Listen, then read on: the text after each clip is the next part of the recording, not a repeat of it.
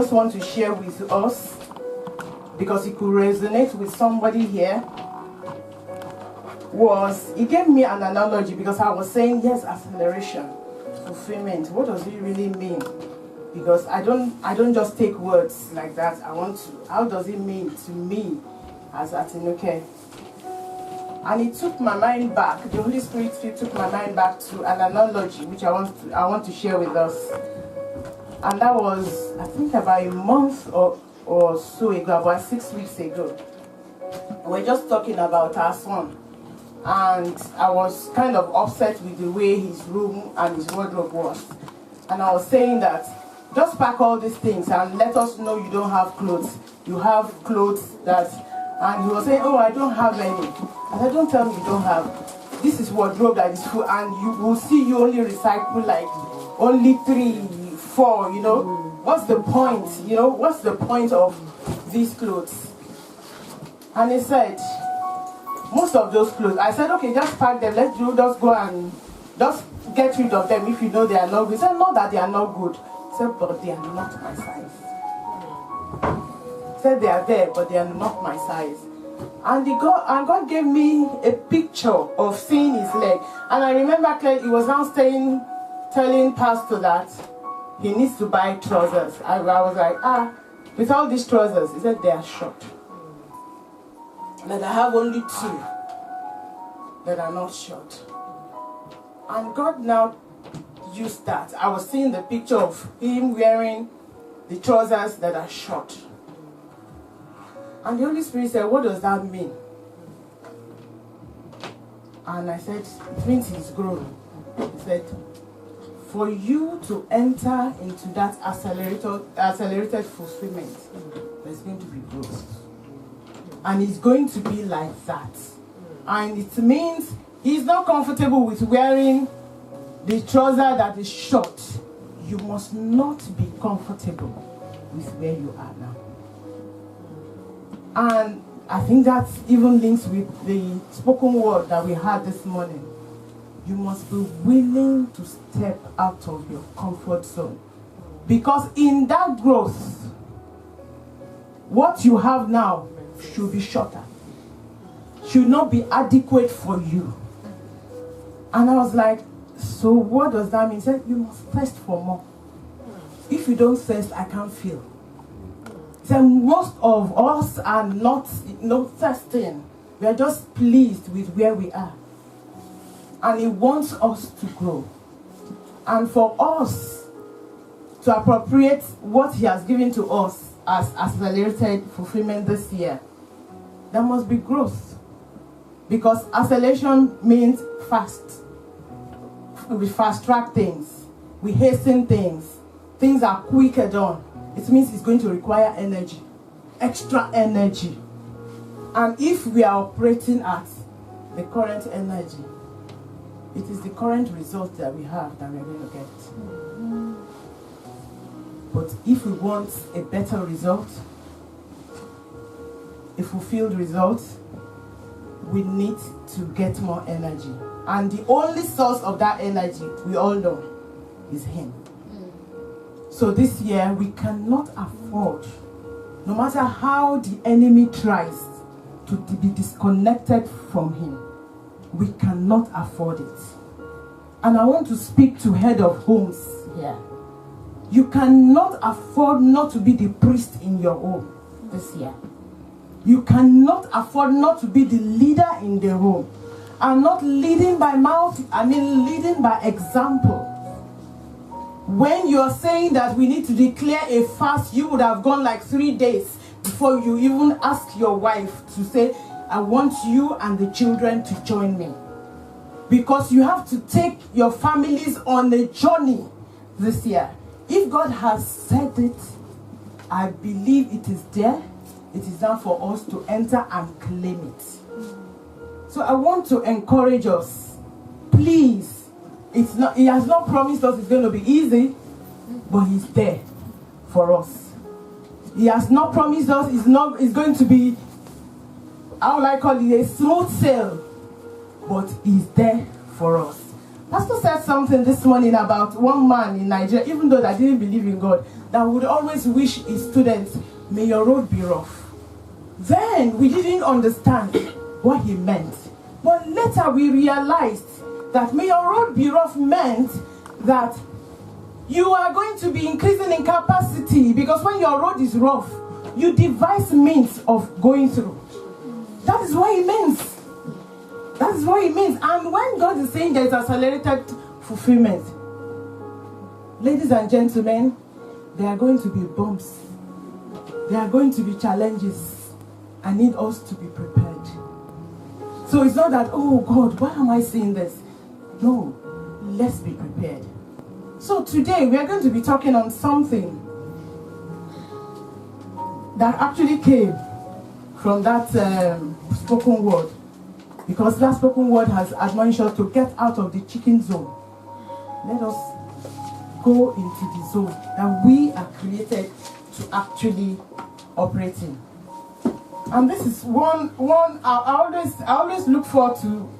I think I've been asked this question when in 2 interviews, when they asked me that, if you were an animal, what animal would you want? I've always said eagle. I've been in love with the life. You know, what I hear, what I've read about eagle. That eagle, you know, and most of the time I see the response, even in the face of the panelists, that why eagle? And by the time I go into the story of eagle, and they'll be like, it doesn't mean that you like challenges. I said, you can't soar high if you are not going to weather the storms of life. You cannot soar high if you are not ready to weather the storms of life. And I don't want to die as a chicken. And I know there's nobody that God has brought into triumphant states that he has created as a chicken. And none of us will die. But for us not to die, we must not live as chickens. And that is why today, it is just an admonishment. But we are going to take our Bible reading from the book of Luke, chapter 17, verses 11 to 19. That is the word for us today. Because we need to lay a foundation before we start building blocks for the year of accelerated fulfillment. If the foundation is not right, we know what can the righteous do. What can the righteous do? We need to get the foundation to be right. So I need you to help me to nudge your neighbor to say, please, don't sleep. Please. Don't sleep. Don't sleep on me. Praise the Lord. It's the year of intentionality. Intentionality about what we want.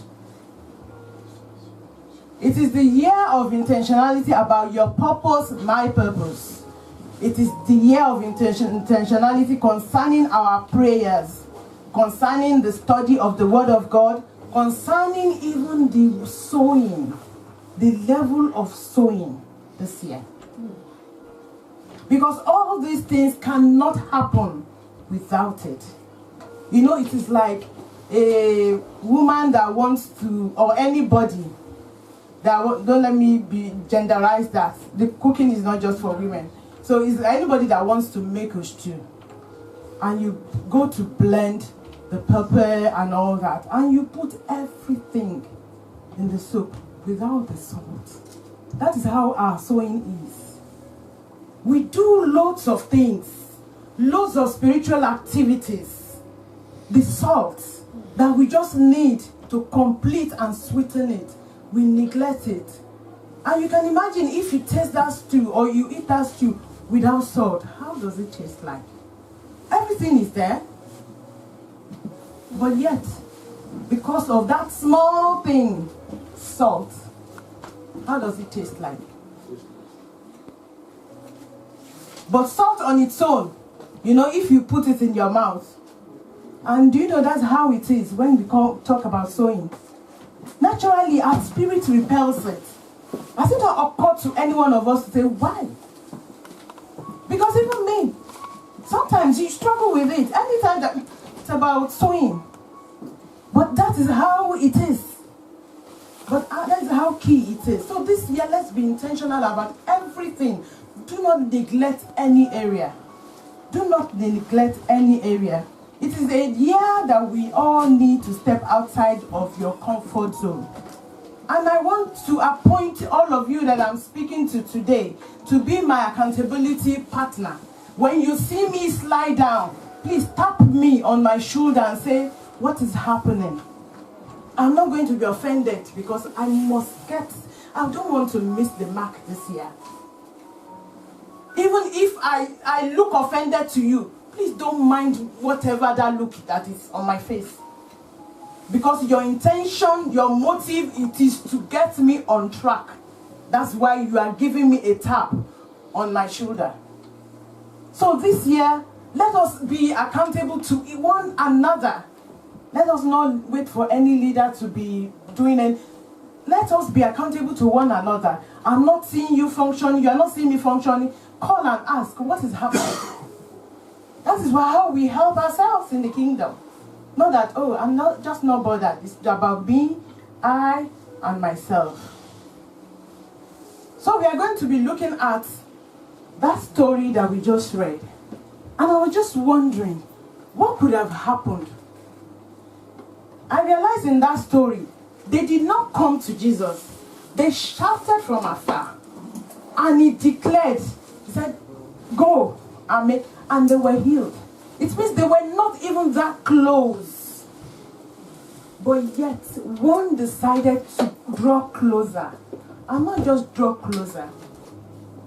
He came to thank him. And the comment Jesus made there, he said, were not all 10 cleansed? Where are the other 9? After all, when he said, go and show your priest, he didn't say, come and thank me. Which suggests that there is an expectation from God that we come to thank him. And that's the foundation we are laying today. And thank God that Lord has helped us in this parish that we are starting with this gratitude challenge. And it is actually a challenge, to be honest with you. A few days we were talking about it, Pastor and I, and we were like, why is it that we struggle? That we were like, even while thanking God, you find yourself praying. That will tell you how difficult it is to stay in that mode. And that's why we must be intentional about it this year, to be in that mode. Because if it means there's something in that mode that the devil does not want us to get. So we have to be intentional about our gratitude, the way we show it to God, in our speech, in our conduct, in our service, and also even in our giving. We have to be intentional about it, that God, no matter what, the devil, whatever you like, this is a love relationship between my maker and myself. And I'm giving my all, myself, into it. And I was just wondering, what could be the mindset of the other 9 that did not come? What could be their mindset, really? Because one came, 1 out of 10. That suggests to be, for me, that's the way it's like, that is the percentage of the truly grateful people, 10%. It gives 100%, but only 10 come. And truth be told, because when I was preparing for this, I found myself in one of those lines. And that's why I want to share the mindset of those 9 this morning. You might find yourself there. You might not be permanently there, but if you find yourself there, the reason why we come to the presence of God, because it's a hospital, is for him to work on us. Because we are all work in progress. So that we get better. He can convert us, if we are in that 9, to that 1. So today is about that conversion, where we are talking about gratitude. And that is why we are saying we need to get into the eagle zone. But for us to get into the eagle zone that will fly, that will soar high, we need that foundation, and which is gratitude. But why? So we go to the number 9. Number 9 mindset. I'm starting from number 9 to number 1. Number 9 mindset is this discontent mindset. The mindset that says, this is not where I should be. So why should I be that grateful?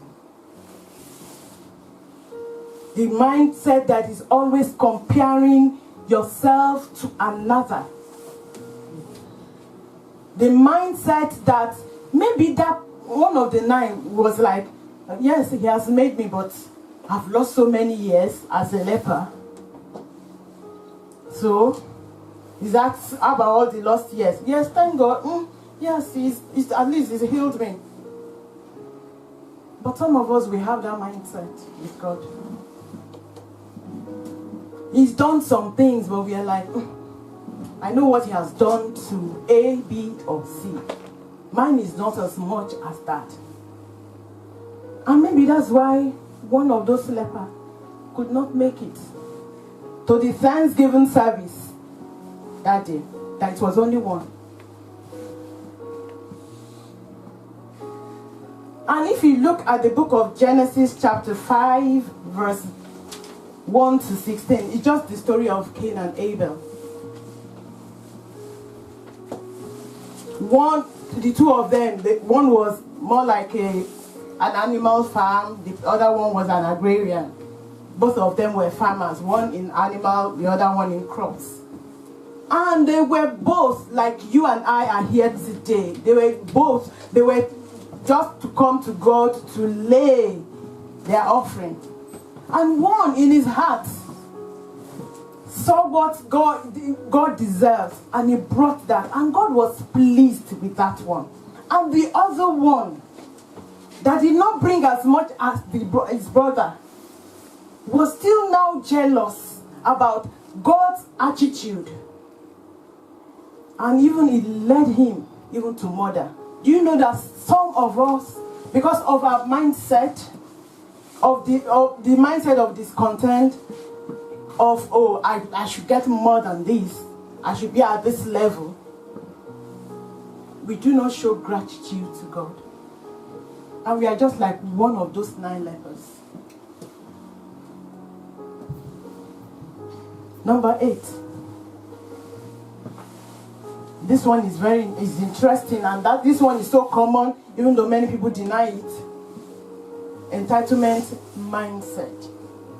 Maybe one of those lepers had this entitlement mindset. Just, I deserve it. After all, he's God. I'm his child. So why shouldn't I? And, yeah. He's a miracle worker. Is that not what they call his name? So he's done it. So what's the big deal? That's unexpected. That's norm for him. So why do I need to celebrate that? Why do I need to announce that? Why do I need to throw a party for him because of that? Entitlement mindset. And when you have that kind of mindset, you cannot be grateful. You cannot be grateful to God. And if you check in the book of where we read today, but if you look, there's another story, Luke 17, 5 to 10. Luke 17, verses 5 to 10.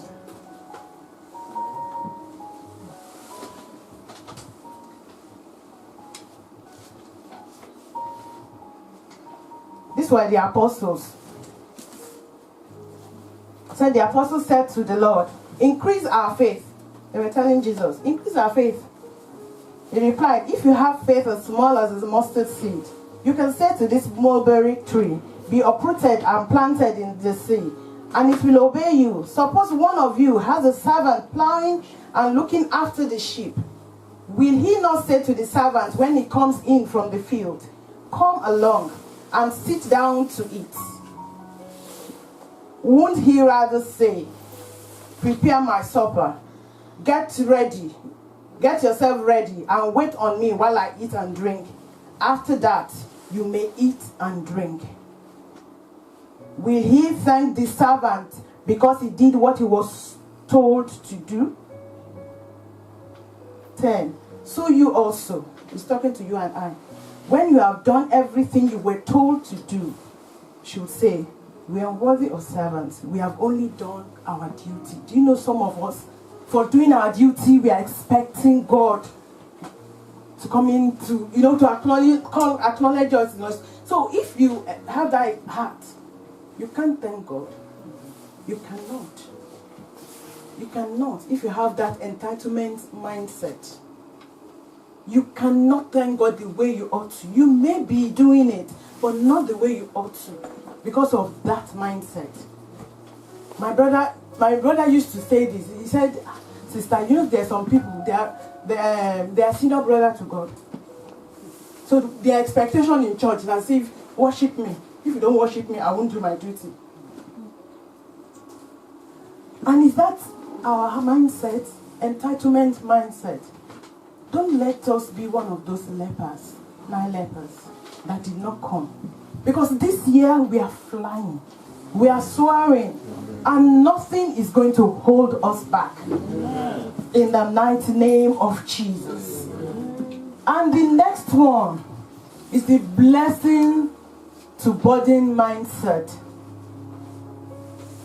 Yes, God, you have blessed me. After all, you are the one that gave me this job, that I'm earning 60K. And it is this job that is not allowing me. You are throwing it back at him. It started from Adam. He blessed him with a wife. And it is the same wife. He said, it's the woman you gave me. But isn't that what some of us are doing? The blessing, we've turned it to burden to him. It's like, you shouldn't have done this to me. You shouldn't have given me these children. Because we use those children as that excuse not to thank him. And if we look in the book of Numbers, the Israelites were equally guilty. The book of Numbers 11, verse 4. Now the mixed multitude who were among them craved for more desirable foods. And so the Israelites wept again and said, if only we had meat to eat. The mixed multitude among them. When they were delivered, those mixed multitudes were not there. When Jesus saved you and I, the mixed multitudes that we eventually meet and become friends in the course of our life journey, even in the church, they were not there. But they influenced us. And because they are now like, oh, just manna every day. And you are okay with that. When there is meat, when there is fish, and you too, you forget.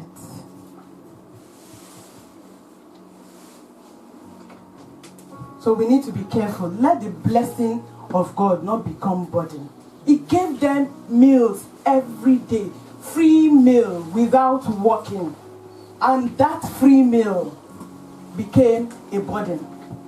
Like some of us will say, oh God, which is okay to reflect, to review, so that we can move forward. But not for us to sit down and be complaining about our state. Because trust me, whichever state you are today, there are some people praying to God to be at that state. And if we do not learn to be content with whatever we have, we'll eventually enter into depression. Because any point you are in life, there's always somebody better than you. Statement of fact. And any point you are, there's always somebody you are better than. So if we are always looking and comparing, it means depression is on the way. And that will not be your portion and my portion this year, in the mighty name of Jesus. But we need to get it, we need to be clear about it.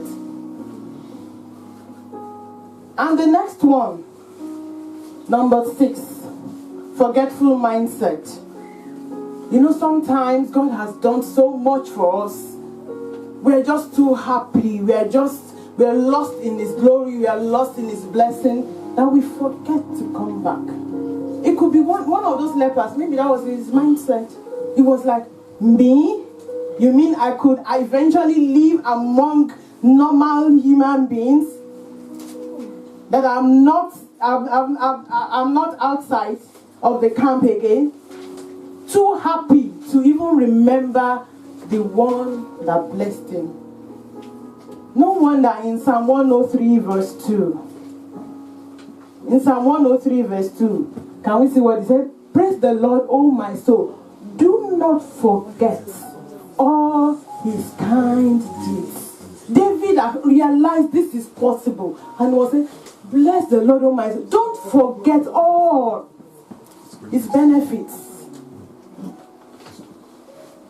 Maybe we forget. And sometimes we are like, oh, it is what we are going through, this situation that we are going through now. The Israelites were like that. If you check the Psalm 106, were like that. They forgot that it was for over 400 years they were in bondage. And He came, He delivered. The journey of how many days that became many years. All because of what?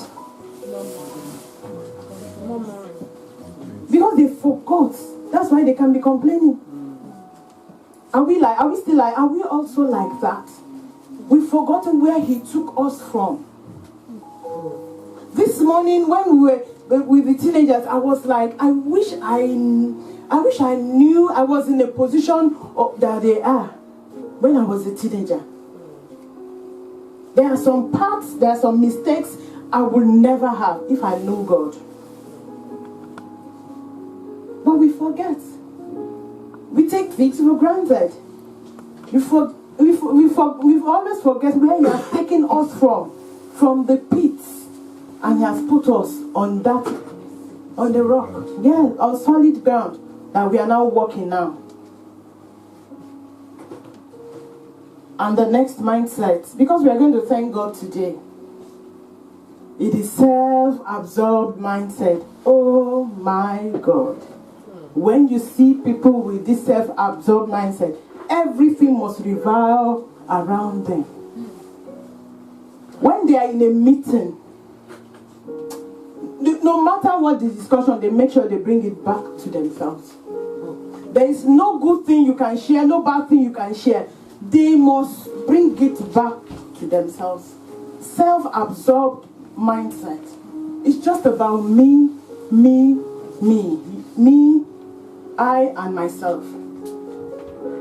And when you have this mindset, when you are in a situation, when you are in a challenging situation especially, you will not see any other thing because you are only seeing yourself.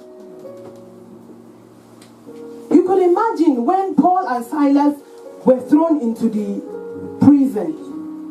If they had this mindset, would they have been singing and be praising God? Absolutely not. Even in most of the letters that Paul wrote, they were from prisons that we are now reading as New Testament today. But for self-absorbed people, they will just be thinking about, oh, the brethren out there, they are not thinking about how I'm going to get out. But he was thinking more of the church. The news was hearing. He was still ministering from the prison. When you go through those situations, or the situation we are going through now, who comes as priority? You or God? Pastor shared earlier on a clip that we saw of one of the pastors around son. In fact, his parents were pastors anyway. And by age 20, this boy had lost his two parents. Honestly, when I watched that thing, and I'm looking at the teenagers we have now, and I was even telling God, even though I know the mom, I said, late Pastor Tino, give me the heart that she had, as if she knew she was going to die early. And the boy's testimony at 20, But I see a lot of adults struggling. They can't handle what that boy has handled. That every time we have situation, it's a situation we are always announcing. And they were interviewing him. We said it was a point. It's like either that thing swallows him or he overcomes it, and he needs God to overcome it and to see. And he chose the other way. And both parents die of something similar. So you could imagine.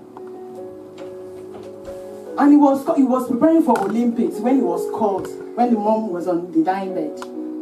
His brother, they were just two, called him. He said because he was close to his mom, he had to leave the camp and come home. And the boy at 20, and I was sharing with Pastor, I said, I know the late mom's best friend. She said, when she got to the hospital and saw the state, because the mother refused to tell people really, because she knew that was the end and she didn't want to bother anybody. And she saw those two boys. She said when she left, she was crying. Those boys were like, Auntie, why are you behaving like unbelievers? And she was like, Tino, you have done a great job on these boys. They were not seeing the situation, they were seeing God. And because she knew and that is a call for us parents. Are we breeding chicken in our children or eagles? They didn't know they were going to pass on like that. Because 2 years before that thing happened, the woman was about to start PhD. But when she realized that thing, that ailment, she knew there was no way, there was no point. So she didn't. So obviously she didn't know. But that is how she had trained those two boys to be strong in the Lord. Are we training our children to be like that? Because the curtain can be drawn any time. How will they survive? Because I was watching that, but I was like, God, if this happened to me, what will be the testimony of my children? Because that's what shows our parenting skills, what we have done. So self-absorbed mindset, it will make us not to be grateful. That could be one of the mindset. And the next one is the greed mindset. This focuses on what I don't have. Most of the time, I read a book that the person says greedy. He actually calls it one of the 4 enemies of the heart that many Christians don't know is greed. And you feel God owes you. And because you feel God owes you, that's why you say, that sister has a Benz, how come I'm just still walking around? And because of that, you can't thank God for walking around. But you don't know the pain that sister is actually carrying. But most of us, we fall into that thing. The greed mindset. We feel God owes me. We can be telling God, me, that I come to church, I do this, I do that, why am I going through this? Why is it not me? That person that does not make so much effort at all, and her life or his life seems to be going smoothly. The greed mindset is a not enough mindset. There's nothing that you have would ever be enough. You'll never be satisfied when you have that kind of mindset. But if we check the word of God concerning that, what does he expect us to be in Hebrews chapter 13, verse 5? Hebrews chapter 13, verse 5. Because that was the kind of mindset that some of the Israelites had, that even the free meal was not enough. Your conduct must be free from the love of money, and you must be content with what you have. For he has said, I will never leave you, and I will never abandon you. Why are we not pleased with that last? That we are always running after that. And even John 16:33 or so says, seek ye first the kingdom of God and its righteousness. He said all other things will be added unto it. But the world system thinking is, go and seek those things, the kingdom will come after. And we fall into that bait, into that school of thought. When the one that has the heart of the king in his hands is saying, come to me first, mind my business first, and you'll see what I will do with your business. So this year we need to get it right so that we can be very thankful. The attitude of gratitude is so key, and all of us must have it. It's not just to God. It should be a habit to our spouses, to our children. That's one thing I love about. I don't know whether it's prevalent for that tribe in Nigeria, but at least I've met a couple of families, and my husband too had said that, and that's the Igbos.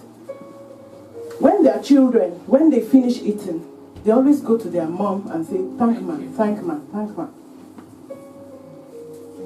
They don't still have the entitlement feeling that, yeah, they're my parents, they should give, they should provide. We should train ourselves and our children to be thankful. To be thankful for things. And that's going to lead to the next one. The next mindset, which is the ignorance mindset. Maybe one of those lepers did not know. He just felt, yes, yeah, I've been healed, yes, I'm okay, let me just go. Let me just go. But this stems out of possible poor parenting or poor mentoring. Poor parenting, or because if that maybe that person had never been trained to just thank people when they do stuff, yeah. And that's why that leper did not bother to come back to Jesus. But Jesus took offense for that. Because that's why he was asking, where are the other 9? It means he was expecting them to come. So peradventure, I trust there's nobody here that will fall into this. But peradventure we sleep sometimes. Because I see sometimes, because of the trend in the society, some of us tend to, we just slack down and back down on some values. We think, it doesn't really matter. That's this new generation. Excuse me. The value of the kingdom never depreciates. It never depreciates. It transcends from generation to generation. It has nothing to do with the jet age or any age. The value never depreciates, and we need to get that. I read about this man, he's late, Zig Ziglar. I'm sure some of us could know him. And somebody was saying that, somebody close to him was saying that he's never seen this man in a state that he's always not bubbling. And somebody said, oh, you don't know him that closely and all that. And another person answered, no, I know him closely. That even at home, everywhere, he's ever bubbling like that. That even when he's going through a situation, and somebody now said, that can't be genuine. You can't be genuine to be like that. You can't be real when you are always positive and all that. That, well, maybe he's had everything good in his life. And the person said, no. This was a guy that lost his father at age 6. And he had one mother, only one mother that raised 11 children. So that will tell you, it would never have been easy. But the mother raised them well. He raised them not complaining. So they appreciate, even if it is one meal, they're happy. Not with complaints. And that had infected him. Even though he was hungry and he became successful and all that, they said if you go to his home, regardless, even his wife is also like that. That you must say thank you for everything. They take offense if you don't say thank you. It's like it's a family culture. Can we adopt that culture? To just be thankful. In our homes, regardless, yes, my husband is it is right to do this, but let me thank him. Yes, it it is the duty of my wife to do this. Can we just appreciate and say thank you? It is the duty of my parents to do this for me. Can we appreciate those parents? There are so many parents that abandon those duties. So why not appreciate what we have? Because if we don't have that habit, even to God, we cannot. It's difficult. So poor parenting, attitude of gratitude. In fact, many people have actually alluded this to Zig Ziglar, that he was the one that said that's one of his own pillars of success. Attitude. If you don't have the right attitude, he said, no, you can't make it. He said, if you don't have the attitude to gratitude, you won't have a lot of things in your life that you'll be grateful for. Yes.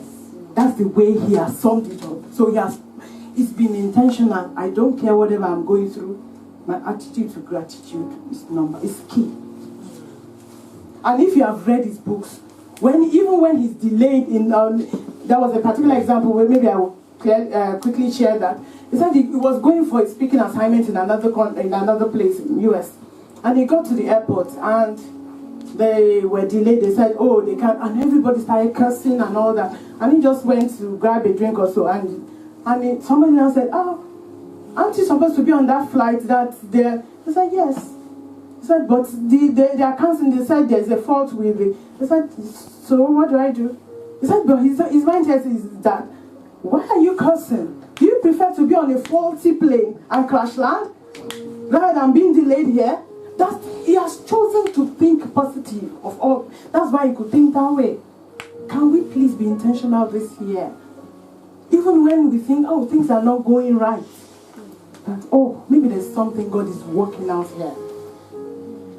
Let's be intentional this year.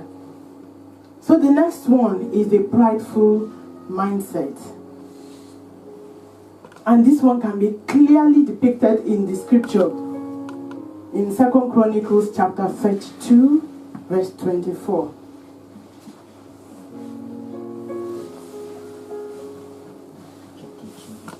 Chapter 32, verse 24. In those days, Hezekiah was stricken with a terminal illness.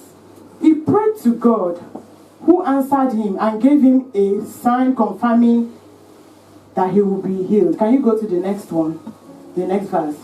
But Hezekiah was ungrateful because what? He had a proud attitude, provoking God to be angry at him, as well as Judah and Jerusalem. He was not the only one that suffered.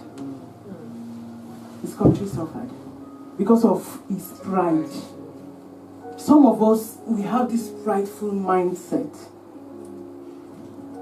We feel we are higher, better than every other person. When something is meted at us, because that's why you say, how dare he, how dare she. It's a mind that is prideful, that makes you think like that.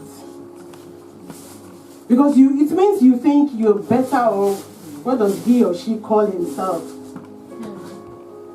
And that is why this person is like that. In fact, this is the person that my brother calls the senior brother of God. He said that you terminal illness, and he said I'm adding some years, and you are now still proud. We know what a man like David did. Whenever God did anything like that to him, was it not that same man as a king? When he saw his country won victory and they were coming, the way a king, he danced to go and meet them. He wasn't thinking of his position that some of us will do. Yeah. And he went. He was not saying that, I'm too conscious of this. I don't want anybody to just rubbish me when and because of the response of his wife, what did she gain? She gained barrenness. Micah. Because she scorned David for even thanking God. Do you know sometimes some of us we do same? When we see some people that they throw everything down and they just worship God anyhow, we scorn them. You're like, The mother of Jesus. Yeah, the one that He died for. You know? That's how we are scorning when we are saying things like that to them. Because what you're saying, is it to encourage or to mock or to discourage? They don't say body language. You know? So the Lord will help us this year of that prideful mindset. And the last, the hand seekers mindset. The hand seekers mindset. That is, God has His face and His hands. Most of the time, some of us, we come with our lists, seeking what He can give, because His hands can give. But His face is about you worshiping who He is, what He has done, what He is able to do. Some of us, it is that handset. Oh, in 2017, I came with this list. Only this He did. So why should I thank Him? Instead of us to have a switch. But I want to implore us this morning. Let us change. Let us have a shift from being hand-seeking to face-seeking. Let us seek His face. Let us seek Him for who He is. Instead of bringing that list, can we replace it with a praise report? That anytime I'm coming, it is a praise report I'm bringing to you. That God, even though I did not have money for travel card, and you made me to walk to church, you made me to walk, I thank you. Rather than focusing on what that you did not give me money for travel card, that's why I couldn't make it. Let this year, let us have a refocus, let us have a change in the way we are going to be looking at things. We are going to be praising Him for who He is. We are going to be praising Him. I looked at myself when I was praising, I was like, God, having a recall of what I have gone in this my short years on earth. If you were not in my life, I'll be in a mental home. I thank you. I thank you for all the things that life has thrown at me. I thank you. I was sharing with a man of God not too long ago. I said, if there's nothing I thank God for, I thank God for my health. I said, each time I go to the GP, each time I go to run a test, there's always a test where that you have all those, what do they call it, indicators or parameters of a teenager. I said, I thank God. I said, because if it is the journey that I have gone through, it can only be Him. It can only be Him. I said, and I know there is a purpose, and I must not disappoint Him if He has kept me this way. So I want us to also reflect. You've gone through so much. If it were what the devil wanted for you, for your family, you know you are not going to be here today. Is that not enough reason to thank Him? And reflect. Consider what He's currently doing in your life. What is He doing? Thank Him for that. Thank Him for those prayers that you prayed, even in 2017, that He did not answer. Because He is the Alpha and the Omega. He knows why He did not answer. For some of us, He did not answer because He knows that if He gives us that thing, it would kill us. For some of us, if He gave that thing to us, it will take us away from Him. And He's a jealous God. Because we have not developed enough capacity to handle those blessings. So I want you to thank God. Thank Thank God for those things that even when it's as if God is silent, he's not saying anything. He knows why he's silent. Thank God for it. Thank God for those ones that he had even said, yes, I will do, but not now. Those promises you and I, we are holding on to. Let us thank God for those things.